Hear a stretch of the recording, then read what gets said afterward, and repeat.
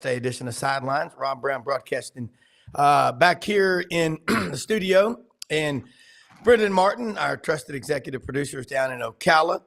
We got a lot to talk about, Brendan. Basketball over the weekend. Just when you think teams are on a roll, reality hits. Auburn, you play Kentucky. You know Kentucky's still Kentucky. It doesn't matter. Tennessee went out, got a nice big win. We also saw South Carolina lose another to LSU. We got Doug Dean in Birmingham, Franz Beard in Gainesville, GatorBeatMedia.com. So the next hour, we're going to cover a lot. So get your pens and papers handy. And remember, today is a great day to get out to Hewlett & Dunn Boot and Clothing Company on the historic square in Collierville, Tennessee, or order online, hewlettandunn.com. Over 7,000 pairs of boots. And Brendan, we're going to find out what's the difference in a hat. Guy in Texas, guy in Oklahoma, a guy in the Deep South. We're going to find out about that with the help of Charles and Laura Hall at Hewlett & Dunn. We'll be right back.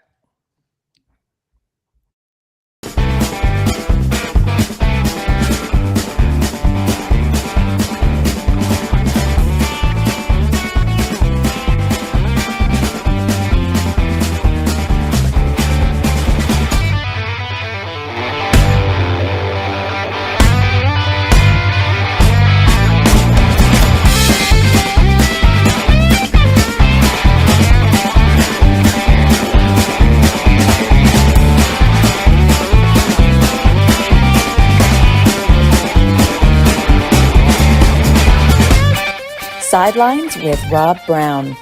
Talk sporty to me.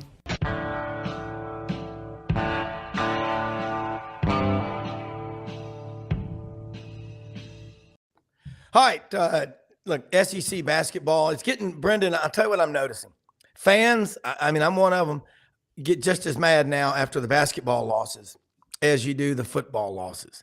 When you start doing that, to me, that's indicative of basketball is up here, way up the food chain compared to where it used to be in terms of importance. Would you agree? I would agree. I think that we're seeing a little bit of a changing of interest, and when look, when your team starts to play well, when things start to happen, you want them to continue. We've got this guy right here, Mr. Doug Dean, joining us this morning. I will bring him into the studio. Good morning, Doug. Morning, guys. Hey, Doug, I will say this. Welcome to the Monday morning President's Day edition of Sidelines. But you're right last week. You were very, wary of Kentucky, and you're smart. And I was too. I'm like, they're still Kentucky. If you've ever shot a cottonmouth or a rattlesnake, don't go over and grab them right after you shoot them. They can still bite you and inject venom for about 24 hours. They're still Kentucky. And when they decide to get their act together, they're fairly dangerous. A lot of distractions. Game day was in Auburn and all like that. But it boiled down to Kentucky just played a hell of a lot better. But what was your take? Yeah, it is disappointing. And I will say this. For some reason this morning, as relates to what were the surprises and the wild variability of being able to pick games, and even games that are at home sometimes. My God, South Carolina beat, am I right, both Tennessee and Kentucky on the road, at least one of those two. Yeah. And South Carolina's a good team, but I don't necessarily think they're Elite Eight material. But if you look at the variability and the unpredictability, just when you start declaring which game day did Saturday, and after all, it was going to be in the Neville where Auburn was 13-0. But when I saw that Auburn was 8-point favorite against Big Blue Nation, I said, you ever get that you don't have a lot of data to back it up, but you just get this queasy feeling in your stomach. That's what I was getting. Yeah. That's what I was getting Saturday. Not that I thought Auburn couldn't play with them. They end up holding Kentucky to 70. You're supposed to win that at home. And that was a few days after Auburn dropped 101 on a very good South Carolina team. But here's the metaphor.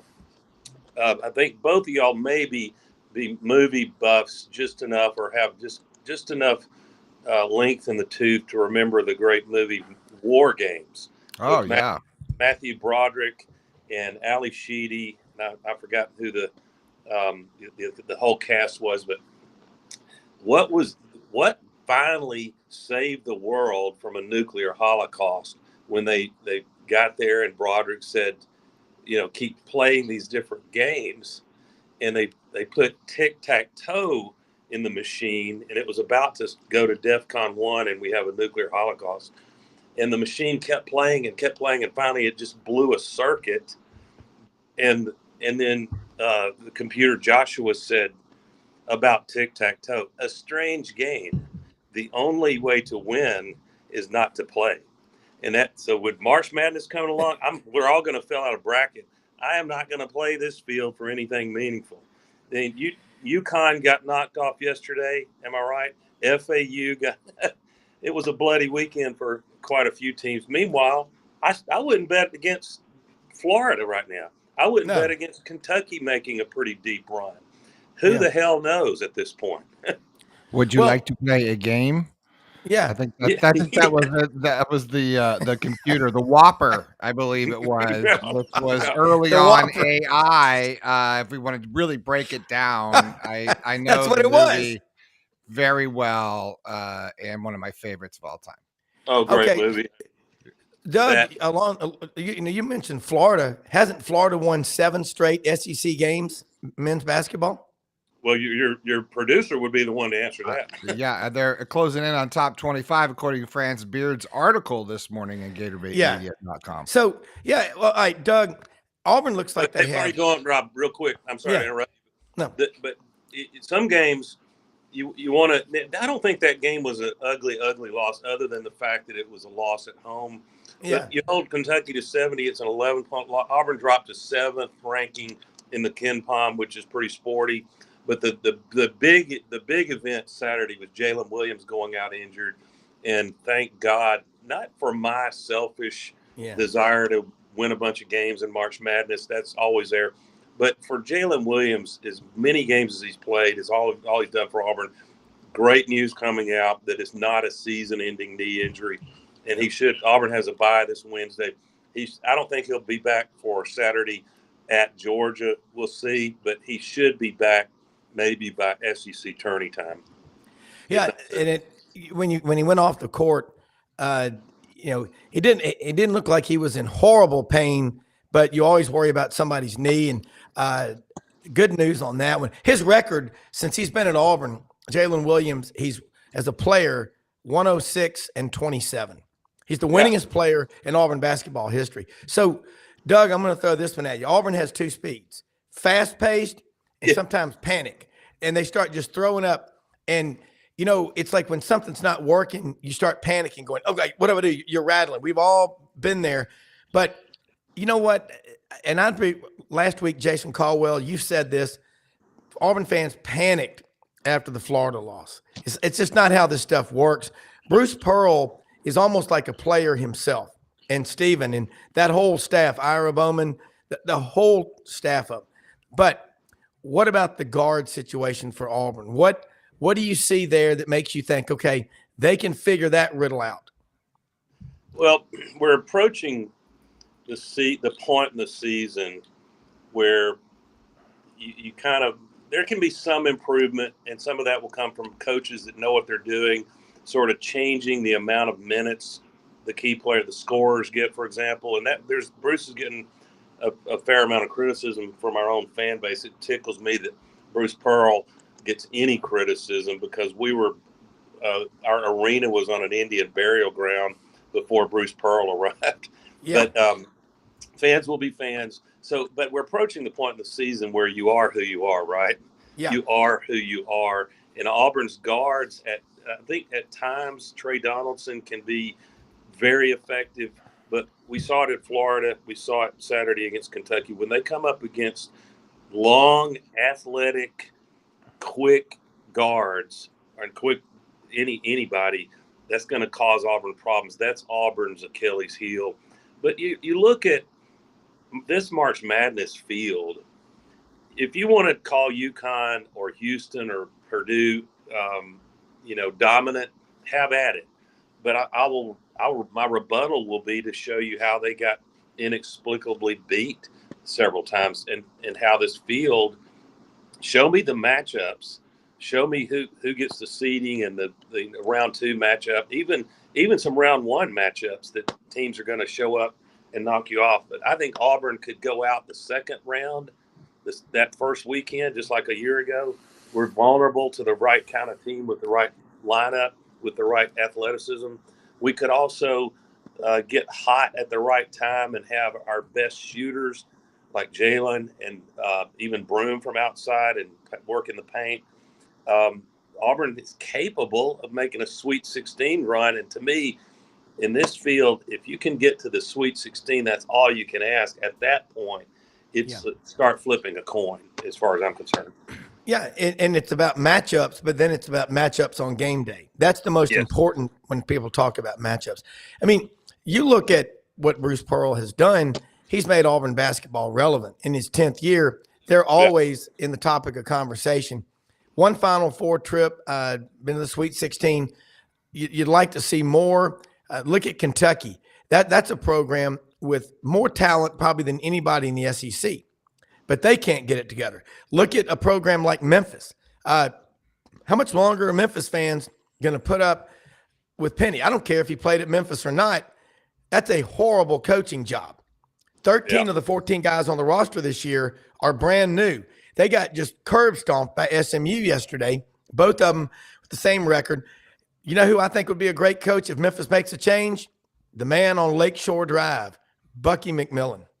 Yeah, I mean, he's certainly going to get a look from somebody, maybe not that level of program. But I would add, too, maybe this is unfair, Stackhouse at Vanderbilt. I mean, he's had trouble keeping players there, Rob, and Vanderbilt is a fairly proud basketball tradition. They do. So it's interesting who's on the hot seats. There'll be several on the hot seat. I'll tell you another one that's going to be on the hot seat.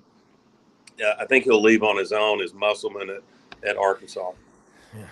That's a disaster. I'll just say this. We've got several friends of ours whose kids are in school at Arkansas or just graduated, and they've been telling me for the last year and a half what's been going on over there. I'm not going to get into it on this show, but it wrecked the program, and I think Musselman is so distraught. I mean, and Arkansas has a great basketball tradition. So, it's a mess. But, Doug, let's talk a little football right now. Auburn spring practice coming up. We need the ticker. Brendan, can we get the ticker that goes under the screen to keep up with the roster of all? Because I think that's every school in the SEC I know, right now. I'm being silly. Golly. It's everybody. Yeah, it's like somebody while we're talking maybe in the portal. But what is Hugh Freeze? You know what I think he did?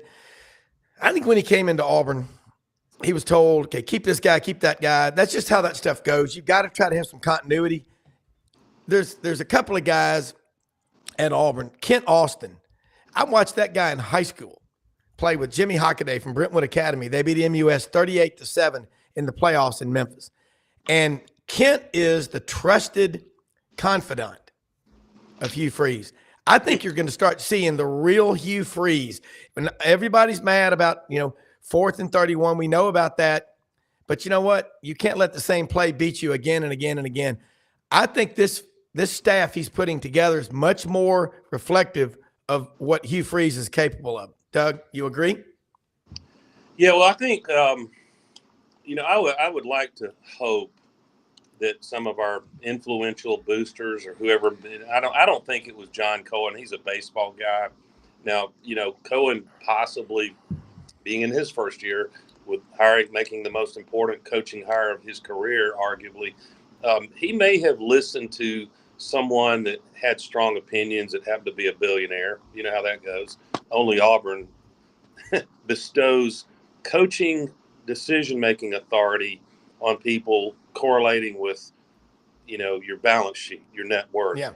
But suppose that did happen, and there was an opinion that they wanted Hugh Freeze to have some really veteran coordinators. Okay, Hugh didn't have much leverage. He wanted the Auburn job. But I would hope now, and I believe now, if you look at who he's hired and how this has gone, if that was the case, that's not the case now. And what I think you've got a chance, especially I love the Charles Kelly hire, and there's controversy around Durkin, but no one is disputing does he know how to coach defense. They're just different opinions about his unfortunate, tragic time at Maryland. But I think the word that comes to mind for me is comfortable. I think you'll see Hugh Freeze comfortable with his staff, comfortable that they all get the vision. They'll deploy what Hugh Freeze tells them to, and I don't think there's going to be. And I left out Derek Nix. I think it's going to be hand in glove how this staff works together. Now they need that because they're going to be overcoming very likely some talent deficits at defensive front. Possibly depends on how many of these guys work out and how rapidly some of these great signees can develop. And then there's the big question, obviously, is going to be Peyton Thorne. There's no evidence that Freeze is going to bring another quarterback in. So you're going to see in spring probably Walker White. He's coming in early. Walker White, Peyton Thorne, maybe Hank Brown, because he showed some flashes in that unfortunate bowl game. But I think when the dust settles, you'll see Peyton Thorne start. So the question is going to be, with that stable of running backs and improved wide receivers, at least on paper, can they just improve by a couple of games from last year? And then, if they do, 2025 is the season. You get Alabama and Georgia at home. And then, you have the benefit of a 12-team playoff. So, some really big things are achievable just because of the architecture of college football changing. Yeah. Doug, what's happening, and Brendan and I talked about it a lot last week. You've had Jeff Hafley leave Boston College to take a position coach. Chip Kelly bailed at UCLA because, the state of California is broke or close to it, and NIL money is hard to come by, believe it or not, at UCLA. Other coaches have left. The Georgia State head coach, 2 days into spring practice, I'm out of here. I'm going to South Carolina. Do you see this? This is what I predict is going to happen. We're going to start seeing more head coaches say, I'm out of here. I've already got 15, 20 million in the bank. I'll go take a position coach in the NFL, not have to re-recruit my team, deal with the portal, NIL, because I absolutely believe Nick Saban, a day or two after he got back from the Michigan loss, had a bunch of guys coming in his office talking about not how do I get better as a cornerback or a defensive lineman or an offensive lineman. I want a better deal, and if you don't give it to me, I'm leaving. I think he said, screw y'all, I'm out of here. I think we're going to end up with a bunch of 28-year-old coaches with little to no experience taking over college football programs, and we're going to start going from $6 million a year and $10 million a year to $600,000. It's going to be back like it was 30 years ago in terms of salaries. I don't think that scenario, it won't be widespread at all the top 20 or 30 teams, but I don't think that scenario is impossible. It sounds radical to make that big a reversal.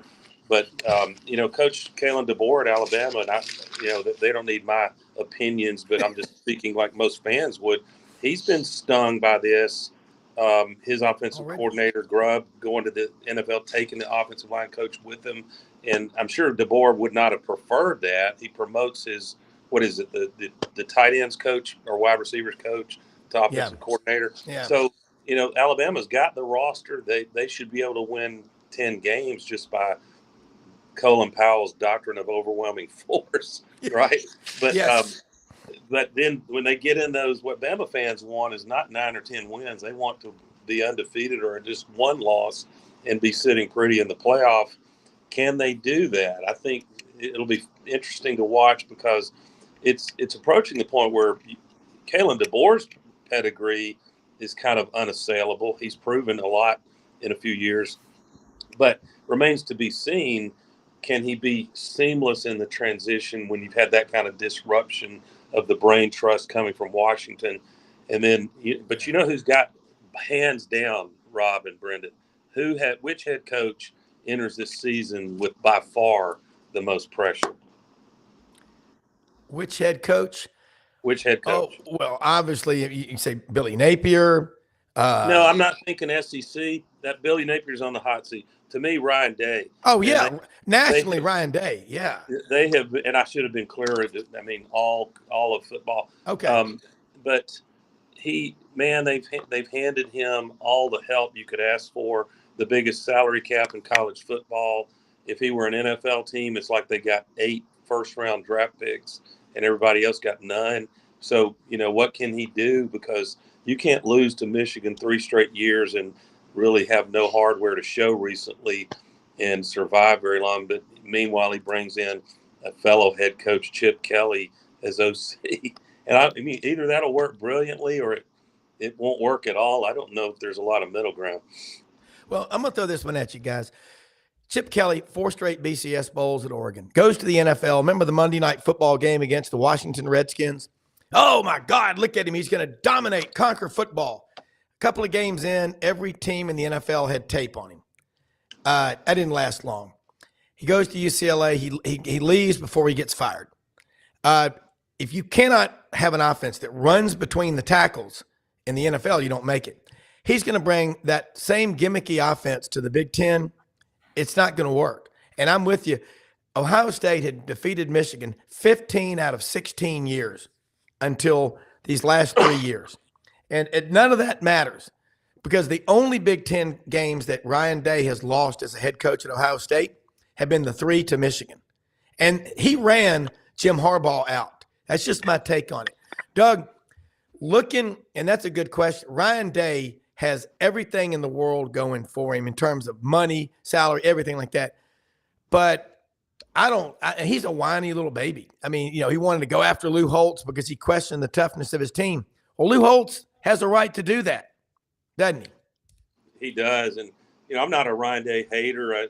I'm not either. I found it puzzling. I don't know the guy very well. I know someone who works with the 49ers and that was a long time ago, but when Day was on staff there and got to observe the guy and was very unimpressed that he just didn't, in terms of interpersonal connections with people, he was lacking. Maybe he's grown since then.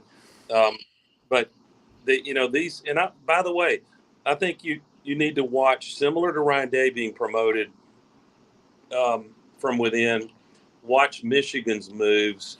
I think that it's been the fashionable thing to say is to applaud Michigan promoting the offensive coordinator. But I think it's going to be bumpy. And maybe it would be bumpy if you had a coaching search and hired a big name. We've seen it over and over. And it may happen at Alabama. The rivals of Alabama are wishing for nothing less. The disruption of changing legendary coach, a big name coach, a big persona. It leaves a big shadow there, and nature abhors a vacuum, guys. And so that vacuum can be, there's some power to be distributed. Are you going to have boosters meddling? Are you going to have assistant coaches jockeying for bigger promotions? Sometimes it adds up to a couple or 3 years of chaos and disruption. Doug, that is a brilliant series of points. I totally agree with you. Nature abhors a vacuum. And I'll say this too. College football, you know what thrives as a head coach in college football in today's world? An alpha male. Betas don't cut it. Gus Malzahn is a beta. Get rid of the Mr. Rogers sweater vest, okay? You're not your players' friends. My kids tell me, you've got 3, I've got 4 now, Doug. I mean, they don't like us, but they love us. I mean, you and your wife have done an unbelievable job with your 3 kids because you spend a lot of time with them. Jim Harbaugh won at Michigan because he was afraid to think and speak outside the box. And Kirby Smart, whatever. I don't know how long Kirby's going to want to put up with this at Georgia. You keep hearing all these rumors, Arthur Blank and Bernie Marcus and the Home Depot. There's so much money in Atlanta. We don't talk about it much. I just got back. I've been gone for 9 days in Knoxville, Charlotte, Atlanta. Doug, there's a ton of money in Birmingham. There's a lot of money, but you got to have a dominant personality as a coach, and they can overcome any inefficiencies, I believe. Throw in some talent, watch out. We're talking football, and for your Auburn listeners, all 5 of them, let me give you an off-the-beaten-path player to watch heading into – I think he might not arrive until fall camp. But right here at Alabaster, Thompson High School, which has been a major championship program until Patrick Nix's Central Phoenix team knocked Thompson off to win the title this past year. The player I have in mind is Caleb Harris, and I talked to his head coach, Mark Freeman. A little bit controversial figure, the way he brings talent in, but I was impressed with him, and he would not shut up about what a headhunter Caleb Harris is. And he would be a little slow if he's playing safety, but he's not going to play safety. Needs to be at the nickel or star position. And he said this guy he was the best leader we've had in that program since Freeman has been there. And he thinks that Hugh Freeze has got a guy that's going to just really be a headhunter. He invoked, and you can chuckle if you want, but, coaches like hyperbole. He invoked the name Jack Lambert when talking about how this guy loves to lay the wood and hit people. So that's my player to keep an eye on heading into this summer. Well, no, look, I'll say this. Watching high school football in Alabama, there's always been a debate. Best high school football in the state. Mobile, Baldwin County, Jefferson, Shelby County. What say you, as Bill O'Reilly says? Oh, wow. I think it's going to be a little different vote on that year by year. But I will say this, man, there are very few years I can remember, even though their population is a fraction of, greater Birmingham area and Shelby County. There have been very few years you didn't see elite football players come out of South Alabama. So, I mean, I don't care whether you're Alabama, LSU, Auburn, to some extent Georgia, you've got to have a presence in Mobile area because they're going to have players. And it's something about, I don't know, they just seem to, they get great coaching and they play a more ferocious brand of football down there at times. I probably just insulted parts of Jefferson and Shelby County, but now then there'll be other years where the player, well, just look at the wide receiver class, Ryan Williams, Perry Thompson, both out of South Alabama. So it's going to shift year to year. And I'll tell you, since you brought up Mobile and Birmingham, what I think is going to be interesting to watch with DeBoer, Saban started recruiting nationally, and it worked for them. But there comes a point where you better have a strong flavor of your in-state talent because, like the SEC says, it just means more when you play an Iron Bowl. So I'll be interested to see, Hugh Freeze has pretty much split the top talent signing in Alabama. Will that make a difference over time?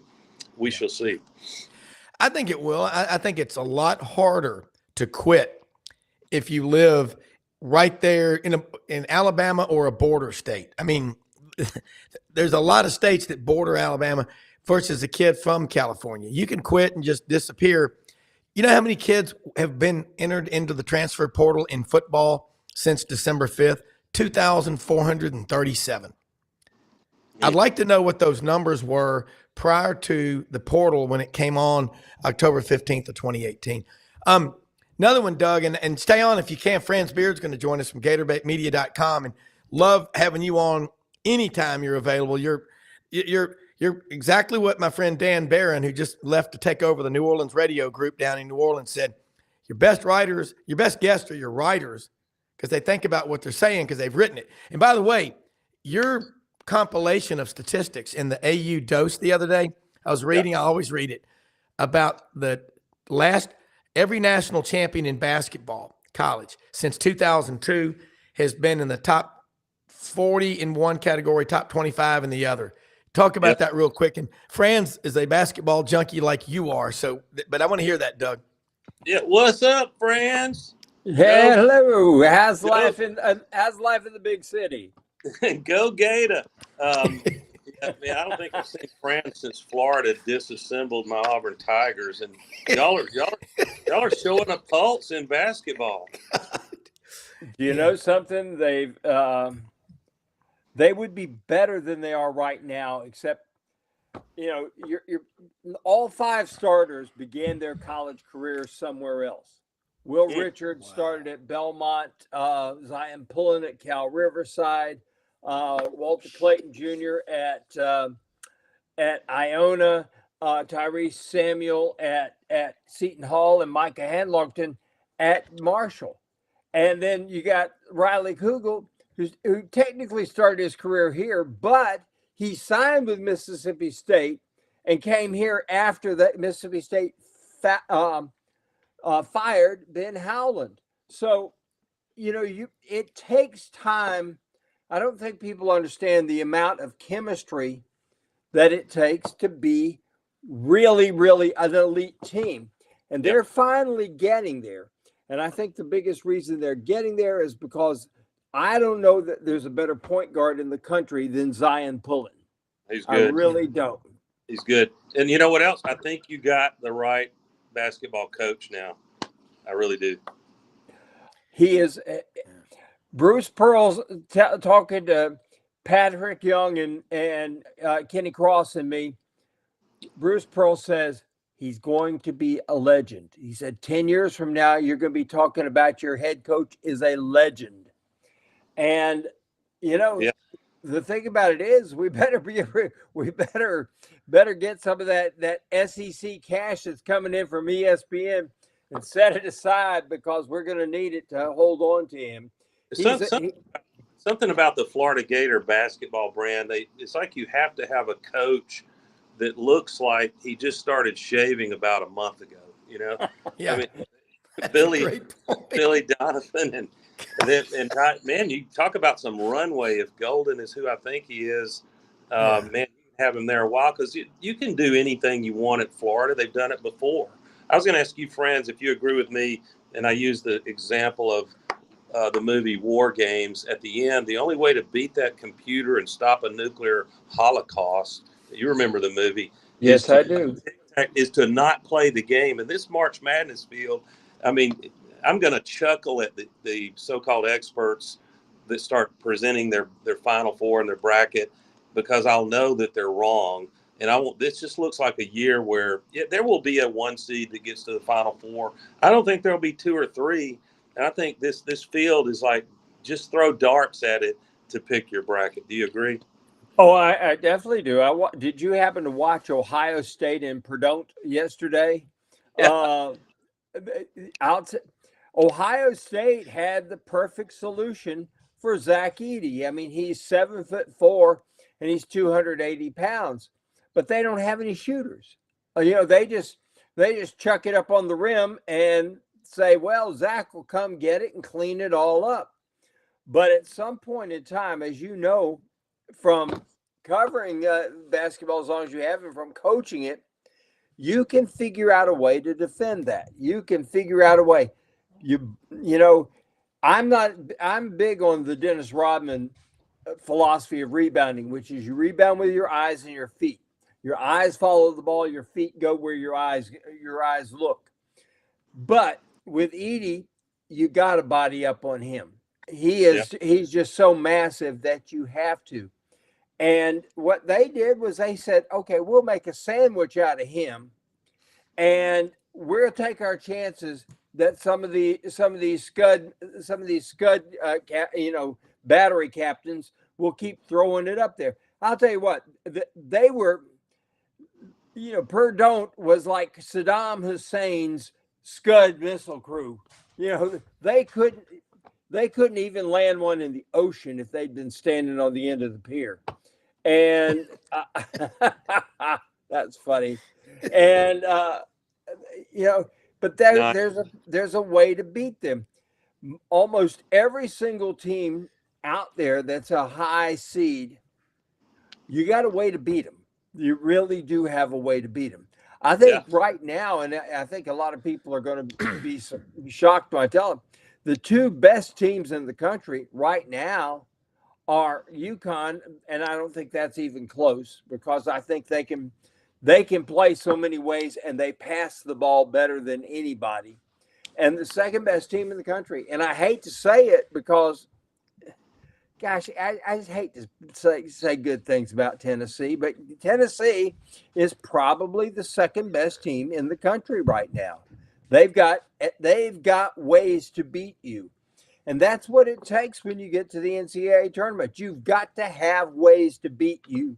If I take this away from you, okay, I got plan B, plan C, and they are all good. Yeah. So it doesn't bother you that UConn went down yesterday? What's that? It doesn't bother you that doesn't shake your faith in UConn that they fell on Sunday? UConn fell on Sunday. They beat Marquette by about 50.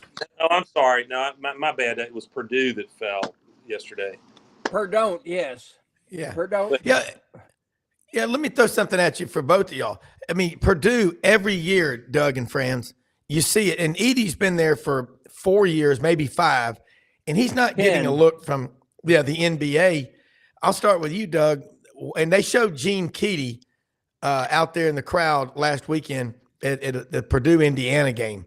But Purdue is the dominant basketball program in the state of Indiana, and they don't do anything in the NCAA tournament compared to the talent that they should have, and they're always ranked in the top 2 or 3 in the country. Doug, what's I mean, that's just an example of what you just said. There are a lot of teams that could get hot in March and have a deep run in the tournament. Last year, who went out to Vegas before the season, other than maybe Frank Duffy, the Dufter, if he went out and took Florida Atlantic and San Diego State to make the Final Four? That's where we are in basketball now, Doug. It is, and you can say that to a degree that's unpredictable. It upsets what happens. You can say that every year. What I'm trying to say is what I've watched this college basketball season. Yeah, and friends are probably right. Maybe UConn stands in a class all by itself if you're going to start talking about someone who looks like a lock to make the Final Four. I think once you get any Final Four, you have to quit using the term a lock. I mean, once in a while, there's a team that looks like they're invincible, but something funny about the Final Four. 1-game elimination, fouls happen, injuries happen. So I just think this year, the people that pick their bracket and go heavy on, 12 and even 13 seeds early will be rewarded for that, if I had to guess. What is it, friends, along the lines of what Doug just said? You've got a lot of those teams like San Diego State, Florida Atlantic, that have played together for 3 or 4 years. I think that's the big thing. Look at Memphis. 13 of the 14 players on Penny Hardaway's roster at Memphis this year are brand new, and he's got his kids playing. And I don't know how big I am about having your own kids on your team if you're a coach. I mean, my deal is stay out of politics and stay in production. But both of y'all really know basketball, and you're both making great cases if you were arguing a case before a judge and a jury about if your team gets hot at the right time, you can go really deep in this tournament. And maybe UConn is the one shoe-in if there's – and there's no such thing as a shoe-in. But I think it's creating a lot more interest in college basketball. Duke, North Carolina, they're both good, but are they – elite? Are any of these teams out there that y'all are seeing, especially let's say North Carolina, Duke? That's the greatest rivalry in college basketball. Go ahead, Franz. I don't think North Carolina or Duke is now. They could make the Final Four. Oh, there's no question about it. I think there's 30 teams out there, and the only 2 teams I'd say that have a really strong chance to make the Final Four. And I'm not saying they're going to either one. UConn and Tennessee. They have the strongest chance to make the Final Four. But I think there's 30 teams out there that can make the Final Four this year. And Memphis is not one of them. Yeah. Memphis may be the 7th best team in the American Athletic Conference, which it may shock some people, especially Penny Hardaway. It boggles my mind that he didn't get lit up by the NCAA and banned forever. I mean, or the Tennessee High School Association, and on and on and on and on. I mean, I'm not a Penny fan at all. But you look at yesterday, South Florida is now 12-1 in the American Conference, and they play like a bunch of heathens out there. I mean, they just get out there, they're running all over the place that it's like 40 minutes of organized chaos when they play. That's a team that you get into the tournament, it's one and done, and you may have a day to prepare for them. Okay, they get their first round game Round 2, you got 1 day to prep for them. And I don't know that you can prep for a team that plays like that in a really strong sense in 1 day. And this is what really separates teams in the NCAA tournament. This is why I say you get these teams that have multiple ways to beat you, and you got a shot. Yeah. Yeah. Doug, And then stating the obvious, and I got to go, Rob, seeding, SEED, is huge, as everyone knows. And I don't mean, that do you get a 1 or 2 seed or not, but you look at a year ago, that was a decent team, a capable team Bruce Pearl had, but we knew they had flaws. And once again, it was guard play. Wendell Green was good, but he was vulnerable. He didn't have any height, so teams could cause him problems. But Auburn's biggest problem a year ago was being a 9 seed. So great, you managed to get by Iowa. Guess who's next up? 1 seed Houston. Yeah. And that's asking too much. So, I'm going to I'll probably contradict myself saying there'll be a lot of upsets. When you look at the SEC, I'll be most interested in which SEC teams: Tennessee, Alabama, potentially Auburn, potentially Florida, Kentucky. We'll see what happens in the SEC tourney. Those that can eke out at least a 5 seed or better, then they're going to have they'll be in the hunt the first weekend. And like I said, if you get to the Sweet 16, then it's like just put them all in a hat, and you've got to totally hit the reset button and reevaluate matchups and all of that. You'll see some of the top 4 teams get high seeding, but some of them will get knocked out in Sweet 16. Doug, I'm going to put you on the spot. No, you got to go. Yeah. Now, you got to watch that 7-10, because 7, 8, 9, 10, those are always, in no matter the bracket, those are always the 4 closest matched teams. Yeah. And they're always, you always have a chance for the upset at the next level coming out of that group. There you 7, go. 8, 9, 10. Yeah. Take care, guys. All right, Doug, thanks so much, man. Doug Dean down in Birmingham. Love having him on. Friends, this is what I love about it. And Brendan, you're hearing this discussion, but we're covering a lot. But I can tell you, living in Memphis, you can't help but follow Memphis basketball. And you look at a train wreck like that but the talent, there's a ton of basketball talent that comes out of Memphis. I mean, it always has been, but you've had problems with the dads of a player or just the local followers just trying to tell them where to play players. That always happens. That's why I think it's very difficult to be a coach and have your own kids. I know how, obviously we love our own kids. I have 4 of them. I mean, but coaching them and showing the same toughness that you do to every other player, you better get that right. Because if they detect any hint of favoritism, it's over. The chain of command is broken. You got to be as tough on them as you do on others. I said this about Dion at Colorado. And our Boulder expert, who lived in Littleton, Colorado, not Boulder. His father, Buddy, was living out there and the sports editor of the Denver Post. Hung out in Boulder. But Brendan, you make a great point. And this is what I said. Name me a player other than Travis Hunter from Sewanee, Georgia, Collins Hill High School, which is just north of Atlanta. It's where the Falcons training complex is. And Shadur and Shiloh Sanders. Other than those 3, name me another player on that Colorado team. It became everything about his kids. It's very difficult to do. I want to ask you. Okay, John Smith. Don't do this to I don't know if there's a John Smith there, but everybody's got a John Smith. Yeah. All right. So let me throw it at you. Looking at college basketball now, you can turn it around so quickly with the portal. And I didn't know that, Franz, and thank you. That was an awesome. You must be taking some supplements for the brain. Your brain is unbelievable to pull off. Florida had no players that start on the team right now started their careers at Florida. That's the world that we live in. Get those kind of supplements I'm going to throw this in. The Vitamin Shop, 5338 Goodman Road in Olive Branch, Mississippi. Open Monday through Saturday, 9:30 a.m. to 8 p.m. and Sundays 10:30 a.m. to 7 p.m. New location opening in Oxford, Mississippi this week. We're going to hopefully be down there March 2nd. They get that set up. March 2nd at the Vitamin Shop in Oxford, Mississippi. All the supplements that you need, shot blocks, goo, probiotics, energy, recovery.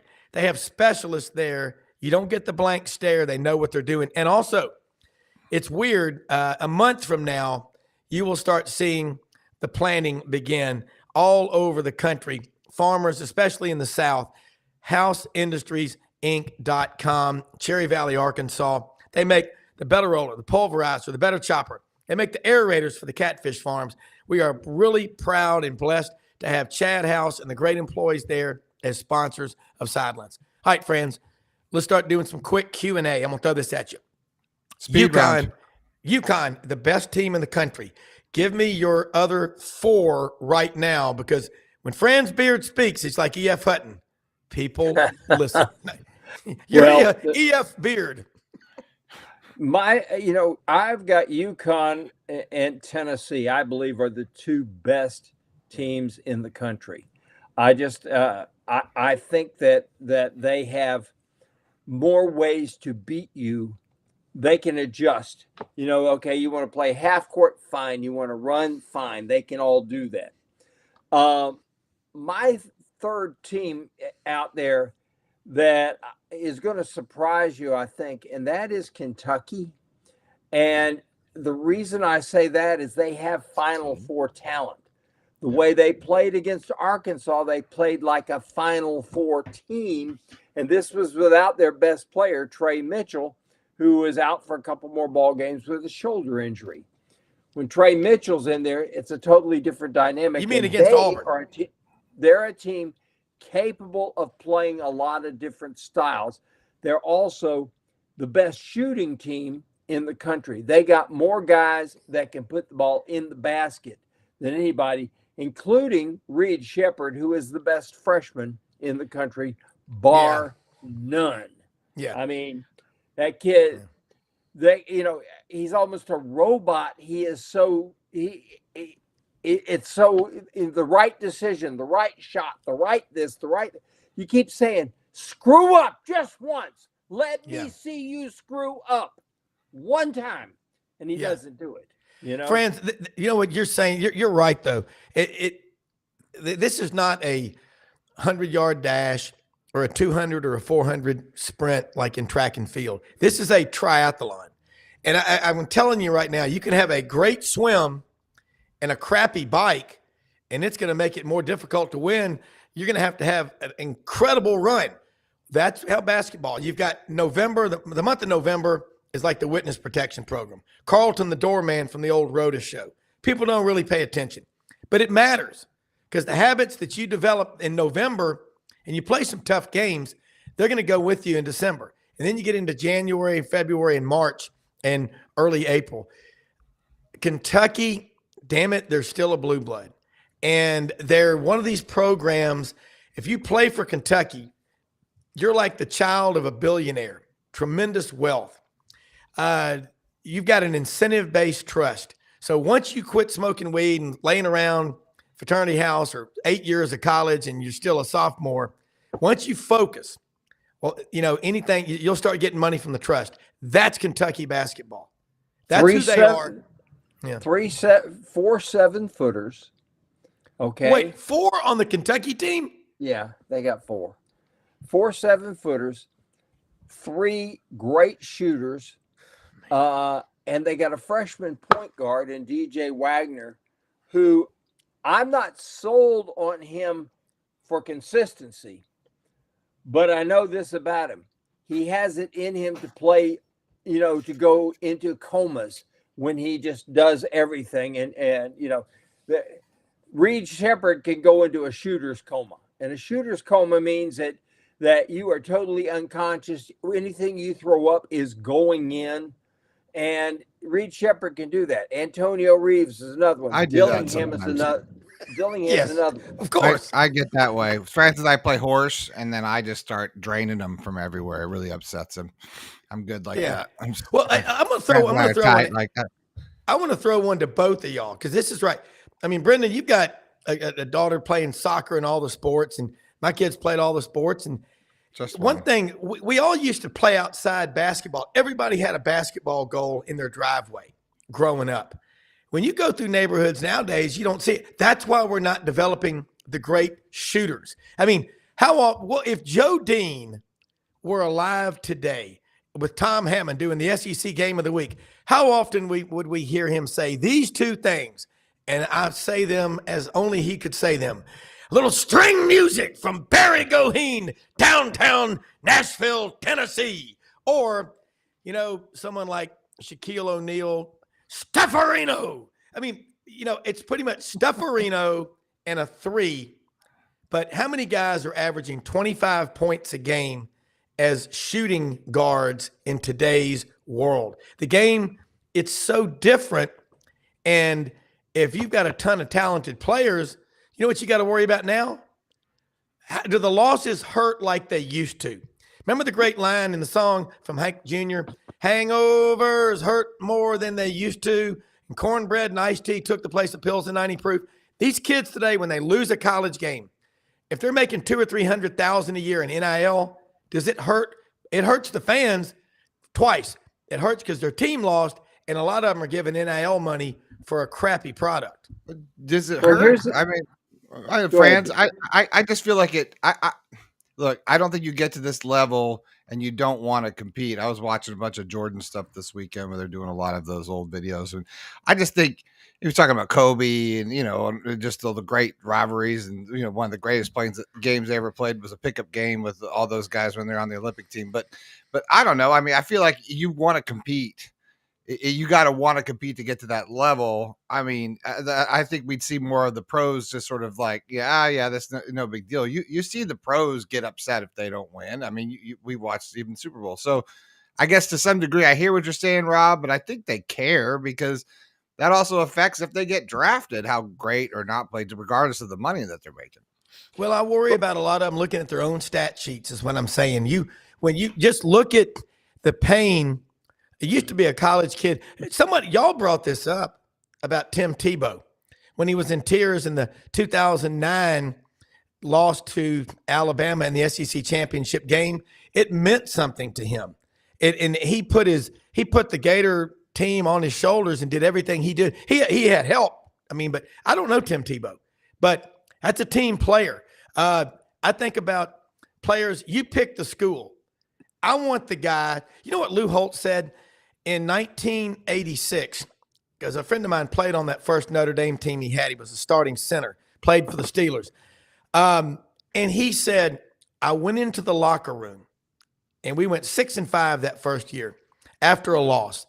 And I didn't see a bunch of players, upset, in tears, smashing their lockers, just, mad as hell.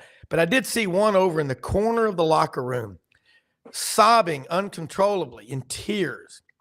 And he talked about, that guy was from Chicago and they didn't have a weight room at his school. He used to lift manhole covers. Chris Zorich, remember the nose guard from Notre Dame on the 1988 national championship team? But Lou Holtz said, give me a locker room full of guys that care, that bleed and fight and care about each other. I'll win national championships. But if I got a bunch of guys that it doesn't bother them to lose, we'll never be successful. Friends, well, here's what I will tell you. Guys care, first and foremost. They really do. But the second thing is this.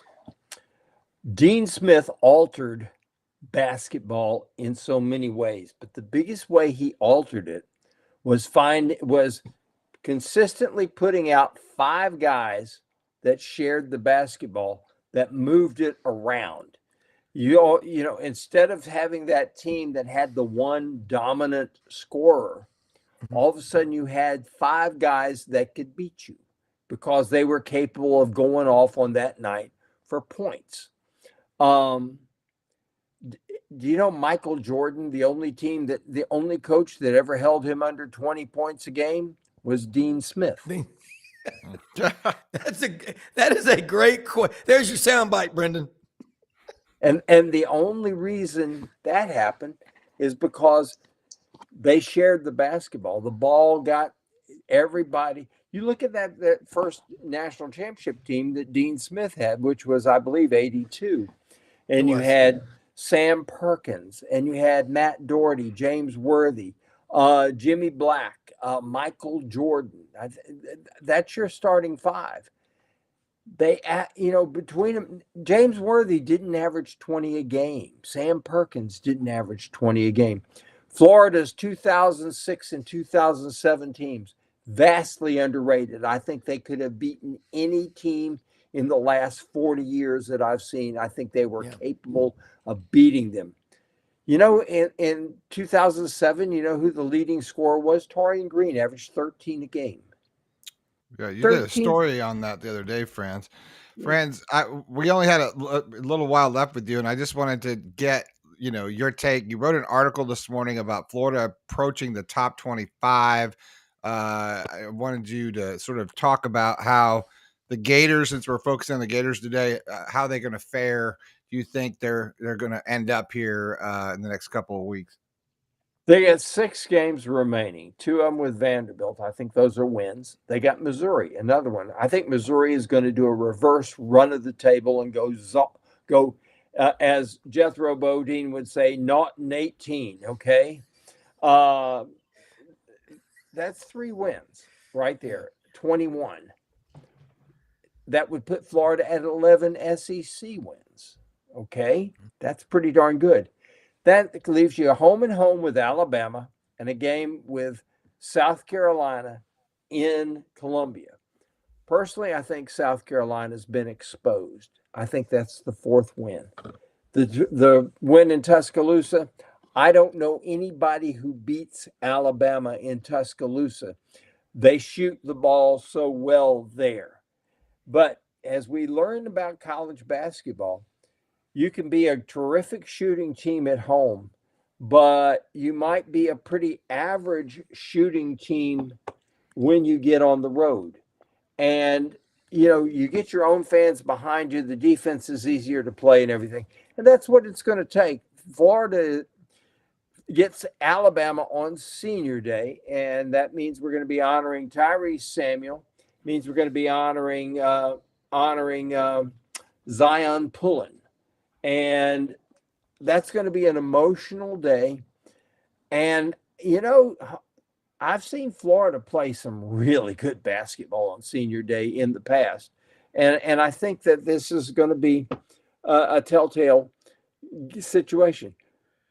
Do I think they could go 5-1? Yes. Do I think they will? No. I think they're going to go 4-2 the rest of the way. Finish with 22 wins overall and 12 SEC wins. 12 was going to put them right on the bubble of the double bye. Now, that double bye in the SEC tournament is fabulous because you don't play till Friday. Yeah. You may be playing a team on Friday that has played consecutive nights. But whoever you play is going to have to play on a back-to-back night. This is the SEC tournament is, I think, separates the men from the boys, because even if you get the double bye, to win it, you got to go 3-0 on 3 consecutive days. Yeah. Holy friends, and that's I'm with you. We're about out of time. I'm going to say I like this comment by Van Der. Man, this is no longer college football. This is AAA for the NFL. We got a chance to get it back if the leadership in the SEC and the Big Ten will take bold action that only they can. Alpha male leadership. Get the betas out of the damn room, okay? Start grabbing people, throwing them up against the wall and saying, we're not putting up with this crap anymore. What was it, the Beastie Boys? We're not going to take it. We're not going to take it anymore. I tell you, one of your smartest guys, I don't know, Twisted Sister, okay. But come on now. I don't know him, but David Arnoff is he's a very smart guy, because I'll read his comments on the side of here. He thinks a lot like we do. We're going to figure this stuff out, people. I promise you that. And as y'all always say, and Buddy says, the fans own college football, own college sports. Look, another one real quick. Do yourself a favor. Go to our website. Check out all of our sponsors that support this show. We are blessed beyond belief to have them. Great listeners. Most often we see the face of Christ in the least among us. We live in the greatest country in the history of the world. Friends, Brendan, we all know this. Go out, make something great happen today. Be an alpha, not a beta. Okay. Happy President's Day. Friends, unbelievable stuff. I'm going to read it as soon as I get off the show. Friends, Thanks so much, everybody. how does everyone find you, friends? Yeah. GatorbaitMedia.com. I'm on Twitter, but I don't even know what my Twitter handle is. I mean, X.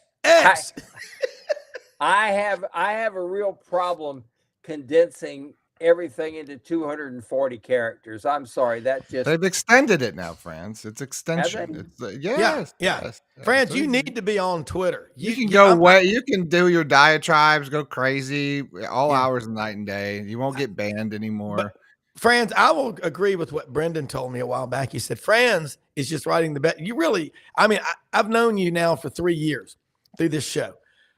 You are writing. We don't have writers like this anymore. Okay. We've got some. We talk about this all the time, Franz. We do, but we've got to have great writers. Okay. Herodotus, 488 BC in Greece. He was known for history. Herodotus. If we don't get more writers back out in the population, we're going to be a soundbite society. We need something better than that. This killed writing because people can sit there with their thumbs, and that's why Twitter had limited characters, because people, their thumbs got tired. And we used to have towns get flooded in the Mississippi Delta up until 1927 when the levee board came along. We can always fix things. The mind of an engineer can fix anything. Okay. All right. Hey, unbelievable stuff, man. God bless. This is not work. It's just so much fun. And thanks everybody for watching and listening. Tell your friends, hit that subscribe button that Brendan talks about. Tell them how to do it, Brendan. Yep. If you're watching on your desktop, just go down to the bottom right. You see a little YouTube icon. Click on that. It says subscribe. If you're watching on your phone, just pull that little chat area down. You slide it down. You'll see it right there. You go ahead and hit subscribe. You're watching on Facebook.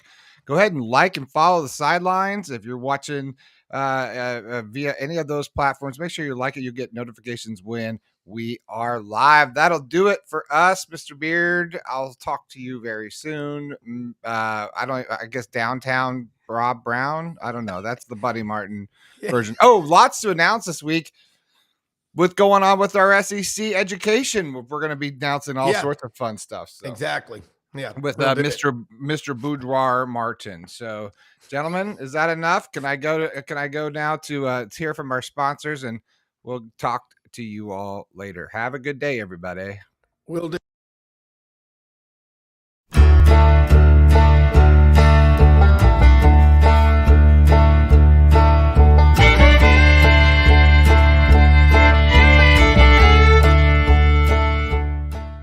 In a perfect world, you'd set a health goal and results would happen overnight. In this world, the real world, it takes time, dedication, and the right support to achieve your best self. The Vitamin Shop's health enthusiasts are here to make sure you're not wasting a single moment on the wrong supplements. From the highest quality sports nutrition and superfoods to the most sought after trends, you'll find a huge variety of science-backed solutions for every goal. And the people to help guide you along the path to greatness. Unbelievably, every 2 minutes in our communities, a child is either bought or sold for sex. I am R.A. Dickey,